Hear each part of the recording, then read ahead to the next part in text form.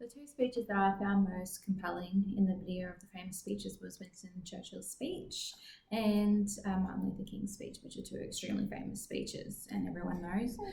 Winston Churchill's speech, I think he spoke very confidently. I found it a little bit hard to understand him, but I don't know if that's because that was simply the video that I found on YouTube, or if it was because I think it was over radio or something. I'm not too sure when he gave that speech, so it was a little bit muffled and mumbled, but the context of his speech is what was really important. He gave his people hope, and they needed someone to stand up for them, and they needed to know that their country would not be surrendered in the war against Hitler's army. And I think, what else did I write? So he uses the words defend and fight a lot, quite strong words to get his message across. And when he starts talking about fighting on the beaches, fighting the seas, fighting the skies, his voice gets louder and stronger, like he's really putting his heart into it and telling them what he thinks and that his army is going to be there.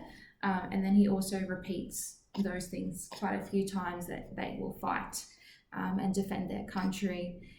So I think that was a very memorable speech.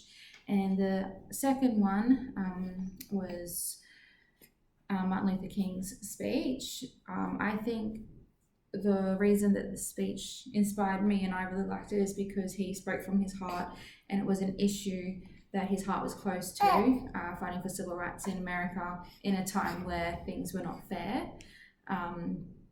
And that he improvised the part where he said, "I have a dream." They said that was in the original speeches. I thought was very interesting, and I think that's why it came across so compelling, is because it wasn't just a politician reading to people in a cabinet about what they believe in. It was truly his heart, his family that he was fighting for, and his people, and it came from his heart, and improvising it on stage is different than just reading from a written speech, even though his written speech was also really good. And then when he kept repeating, "I have a dream," and then he says something, and "I have a dream," and says something, it really goes into people's minds, and that's what they remember. And I think that's what made it so famous as well.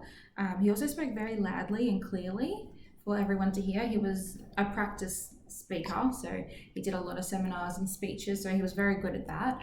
But it was very easy to understand his message, and he seemed quite powerful for the movement, and I think that's why that speech was so famous and something that I will always remember. Thank you.